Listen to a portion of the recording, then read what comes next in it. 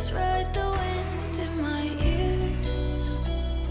The dusk has brought the dawn of my fears. Get about what happens in the light, and shine and shadow a dome built of night. Strike my blade in rhythm with the storm, entwined by fate, summon the ashen storm. If freedom must be wrought by the waves, let this crown melt to dust. Alright guys, now that we got that intro out of the way, it's time to talk about the bard with a gun, Ciaccona. In this video, I'm going to let you know everything you need to know regarding how to build this character, weapon, echoes, stats, and so much more. So let's hop right onto the video. I gotta be honest with y'all, she's an amazing character that not only works wonders with Cardathia, which is her best in slot partner, but also every single arrow character in the game. She's so good for arrow teams that she's currently the best in slot character for every single arrow team. Overall, she's an absolutely amazing unit for arrow teams, not just Cardathia, and I want to make sure I clear that up because a lot of people seem to think that she's just a dedicated battery for Cardathia, but you would actually find Ciaccona on the Gion team, on the Uno team, doing her thing. Now, with all that out the way, let's talk about the actual stats, because she's a character that not only can be built with different echo sets, but you can also go ahead and get different stats on her echoes depending on what you want.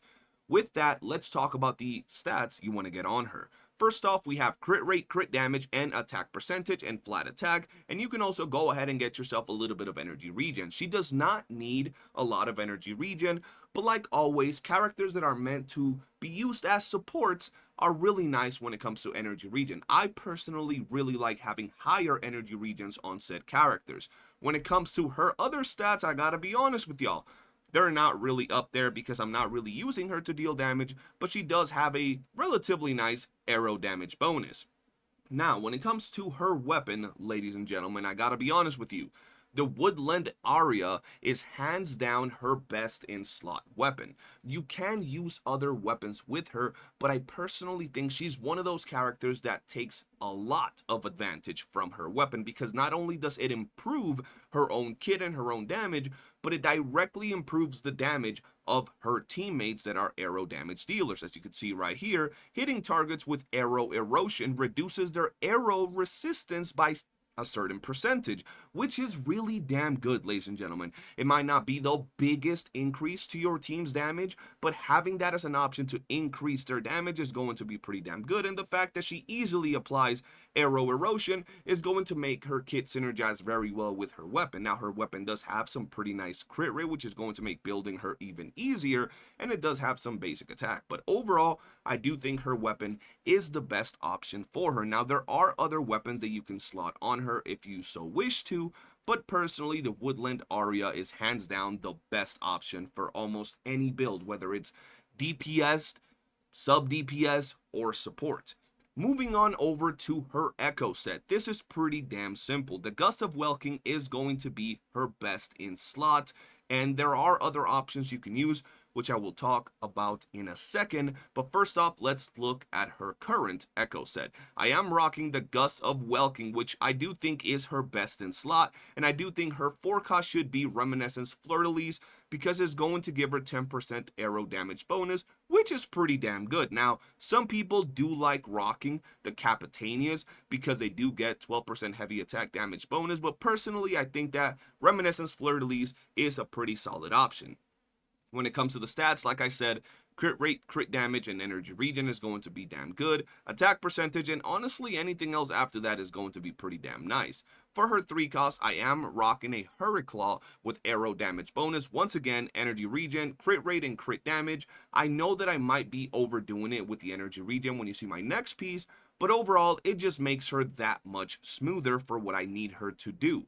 For my next piece, we have a Capitanias with energy regen. By all means, ladies and gentlemen, if you happen to get some good energy regen, substats on your echoes, turn this into an arrow piece. It will increase her damage a little bit more, but you will have to sacrifice a little bit of that consistency, which I really value in my teams and in my rotations. But at the end of the day, it all comes down to personal preference. When it comes to the stats, once again, attack percentage, crit damage, and energy regen. And I would really like to get crit rate on here to increase her crit rate and get her even closer to having 100% crit rate. For the 1 cost, we have attack percentage Glacio Drake with crit rate, crit damage, and energy regen. And for my last 1 cost, we have La Guardia with attack percentage, crit damage, Resonance Liberation, crit rate, and energy regen. And as you guys could see, I have energy regen on pretty much all of my echoes. So yes, I did go overboard, so I personally would have no problem whatsoever swapping this piece right here for an arrow damage piece. I just haven't gone around to mid-maxing a lot of these pieces. As you can see right here, some of these pieces are really good, but they're not per se the best. I could swap this for an arrow damage piece and have crit rate on it, and even sacrifice this energy regen. Sacrificing 40% energy regen would still leave me at about 140 ER, which would still be pretty damn solid. Now, when we talk about her echoes, this is going to be her bread and butter. Inflicting arrow erosion on enemies increases arrow damage for all resonators in the team, which is really good. This is going to be really solid. But if you guys want, you can also go ahead and rock her with Moonlit. If you guys want to go ahead and rock her with Moonlit, there's absolutely no problem, because Moonlit is going to offer a lot for this particular character. She's going to be able to increase the damage of other resonators on the team by quite a lot. You would rock the Heron to increase the damage even further, and overall is a very solid option for other scenarios and other teams that might not be dealing that much arrow damage. Overall, I do think she's a very versatile character, because not only you could choose to run her with a lot of ER to do your rotations a lot smoother and get to your DPSs faster, but you can also rock her on Moonlit. Moving on over to her Forte, there's really no reason why you guys shouldn't be getting this to level 10. You have plenty of time and resources, even if you're pulling every single character. But if you want to know exactly the order that I would go when it comes to leveling up her Forte, I would go Resonance Liberation, as it is pretty much her bread and butter. After this, I would go into Forte Circuit.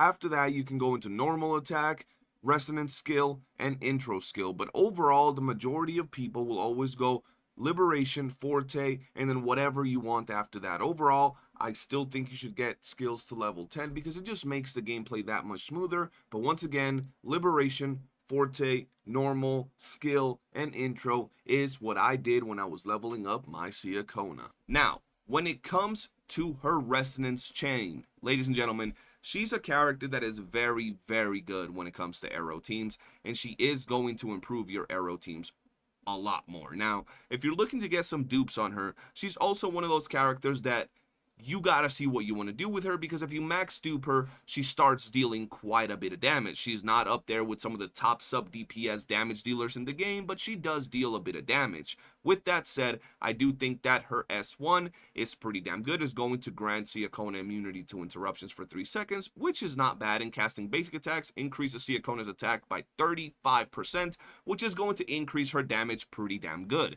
I do think, though, that her biggest value, it comes from her S2. During Resonance Liberation, Singer's Triple Cadenza, resonators in the team gain 40% arrow damage bonus, further amplifying her capabilities to support all arrow units. So if you're trying to improve your arrow characters, your Gion, for example, your Yuno, your Cardathea, this right here is going to be absolutely insane. After that, I think her sequences start falling off a little bit, but I do think her S3 is also pretty damn good, because Resonance Skill Harmonic Allegro gains 1 more charge, which is further going to speed up her rotations, speed up her buffs, and allow you to get onto your main character a lot faster to deal more damage. So I do think this still holds some pretty good value. It might not hold as much value as something like this, and I do not know if you guys want to just go for this to get that 1 more charge, but I do think her first 2, especially this second one, hold a lot of value.